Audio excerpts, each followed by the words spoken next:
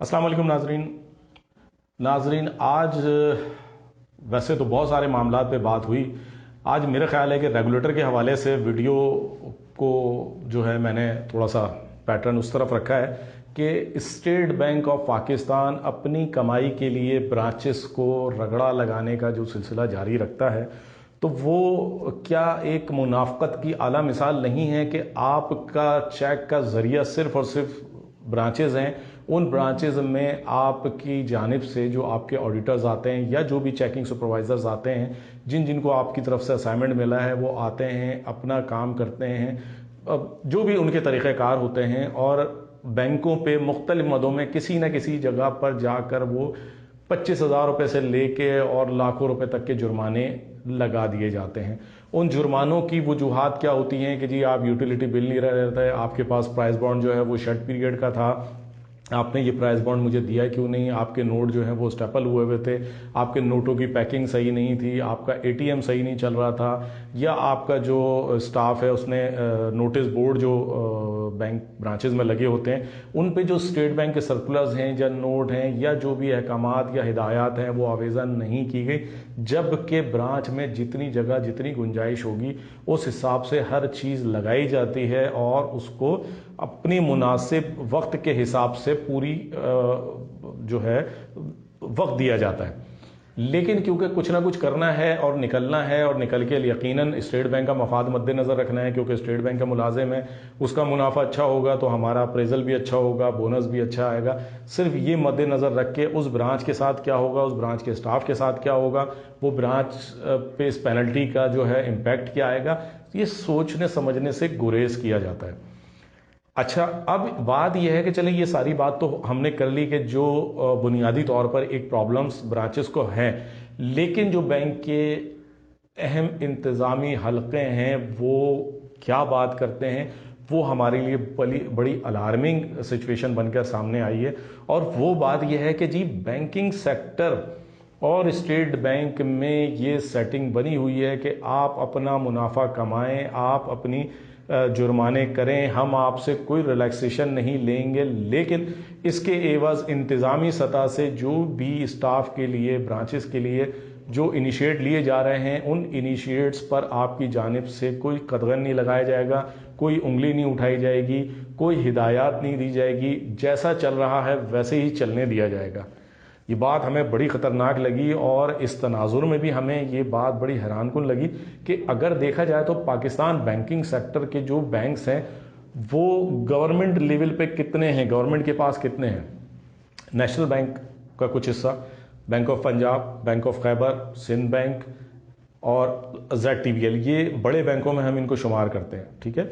इन बैंकों में जो हैं ये वाहिद बैंक हैं, चंद बैंक हैं जो गवर्नमेंट को या गवर्नमेंट के डायरेक्टर्स इसमें हैं। उसके अलावा अगर हम देखते हैं तो ये कोई 25 से 30 बैंक हैं कि जो सेठों की मिल्कियत में, यानी पाकिस्तान का इंतहाई अहम तरीन शोबा सिर्फ 30 से 35 लोगों के कब्जे में है। पाकिस्तानी मईशत 30 से 35 लोगों के पास है।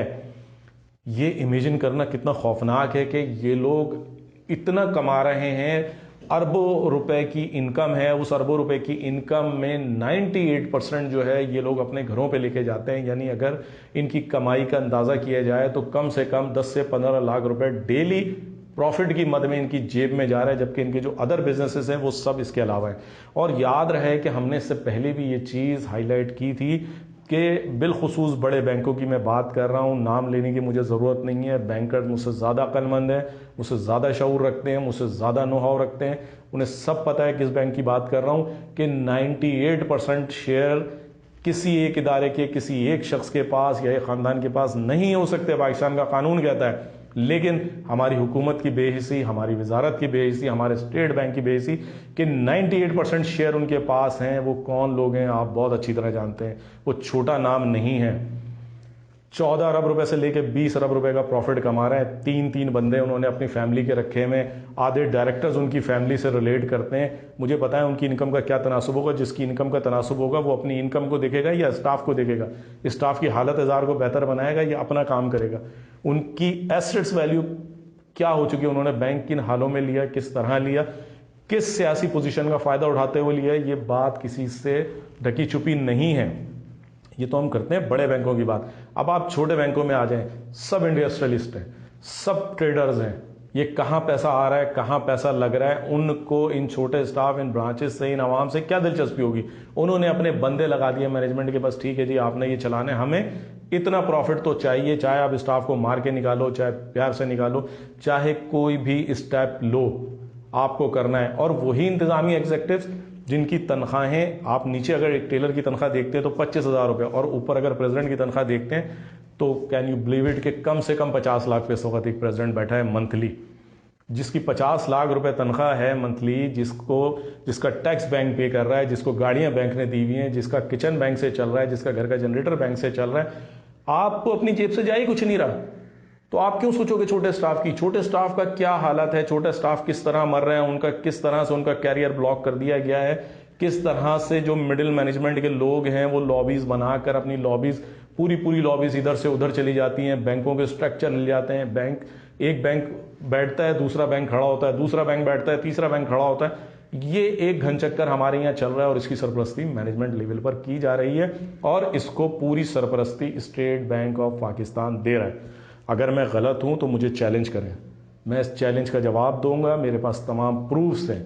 और अगर ये बात गलत है तो आप आ जाएं, आपको अपनी मेरी बात माननी पड़ेगी कि इस वक्त पाकिस्तानी मईशत सिर्फ 30 लोगों के पास है और वही 30 लोग पाकिस्तान को चला रहे हैं, उनकी सरपरस्ती स्टेट बैंक कर रहा है, सिर्फ अपने मुनाफे की खातिर आंखें बंद की के बैठा जा रहा है। बैठी हुई हुकूमत पाकिस्तान इसका नोटिस ले कि ये हो क्या रहा है। पाकिस्तानी मईशत को खुदा ना खास्ता कोलैप्स करती है तो इसकी बड़ी वजह पाकिस्तान बैंकिंग सेक्टर है। मुझे यकीन है कि हमने जो ये आवाज़ उठाई है, इस आवाज़ को आप ज़्यादा से ज़्यादा शेयर करके बुलंद करेंगे, क्योंकि ये आवाज़ एक मुल्क की बका के लिए है और अपने कानून की बालादस्ती के लिए है। जो लोग कानून को बाईपास कर रहे हैं उनका एहतसाब होना ज़रूरी है, उनका पूछगछ उनसे ज़रूरी है। और यकीनन मेरी आवाज़ अच्छी भी लगेगी और बुरी भी लगेगी, लेकिन जो सच है वो सामने कमर्शियल चैनल हमेशा लाता रहेगा। कमर्शियल चैनल को सब्सक्राइब ज़रूर कीजिए, वीडियो ज़रूर शेयर कीजिए, अपनी राय ज़रूर दीजिए। फिर इंशाल्लाह मुलाकात होगी। अस्सलाम वालेकुम।